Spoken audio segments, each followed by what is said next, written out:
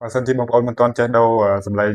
ក្នុង Chat Messenger ដែលគេតែមកយើងហើយឮសំឡេងប្លែកៗពីអញ្ចឹងបើសិនជាបងប្អូនមិនទាន់ចេះខ្ញុំនឹងបង្ហាញបងប្អូនទាំងអស់គ្នាអញ្ចឹងណាអញ្ចឹងវីដេអូហ្នឹងខ្ញុំនឹងមកបង្ហាញបងប្អូនអំពីរបៀបដូរសំឡេង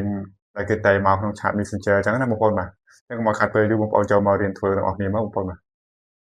អញ្ចឹងបងប្អូនចូលមកក្នុង Chat Messenger មកបងប្អូនចូលក្នុង Chat Messenger មក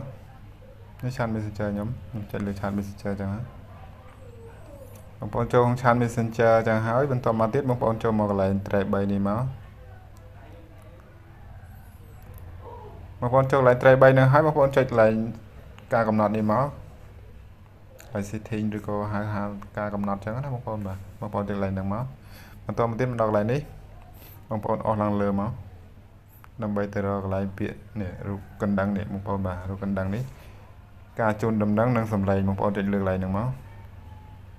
បងប្អូនចុចកន្លែងហ្នឹងហើយបងប្អូនអស់ឡើងលើទៀតមកបងប្អូនចូលមកកន្លែងនេះគេដាក់សម្លេង neuro នេះបងប្អូនបាទបងប្អូនចុចកន្លែងហ្នឹងមក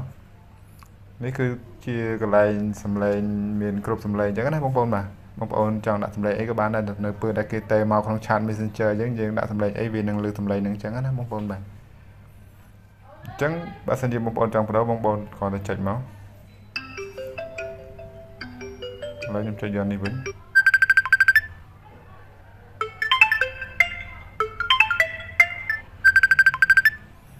បាទនេះគឺជា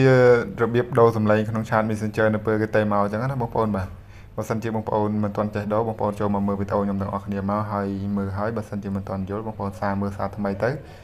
ហើយបើសិនជាគិតថាវីដេអូខ្ញុំល្អបងប្អូនកុំភ្លេចជួយ